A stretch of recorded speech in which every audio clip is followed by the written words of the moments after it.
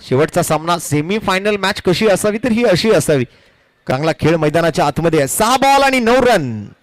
पार्थ बुचके पहिला चेंडू या वेळेला मात्र आखूड टप्प्याचा वाईट बॉल. तसंच काहीसं घडलंय आणि या वेळेला मात्र चिराग दाठियाचा हा फटका या वेळेला फसलाय.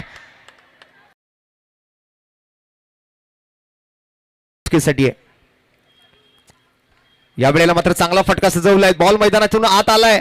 डायरेक्ट हिटचा प्रयत्न ओव्हर थ्रो पण माठी बॅकअपला मात्र फिल्डर आहेत. 21 धावा आहेत. 7 धावांची गरज आहे. दुष्यंत पाटीलच्या बॅट मधून मात्र बॉटम हँडचा स्ट्रॉंग वापर. या आखूड टप्प्याचा चेंडू या वेळेला मात्र पुन्हा एकदा बॉल मैदानातून आत येतोय की काय पण चेंडू मात्र आउट ऑफ द पार्क.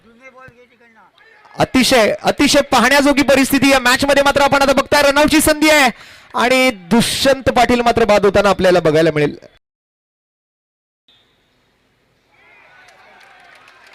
आणि आता व्हाईट बॉल आलाय. बघा नशिबाने साथ दिली आहे शिवडी लॉरेन्स संघाला.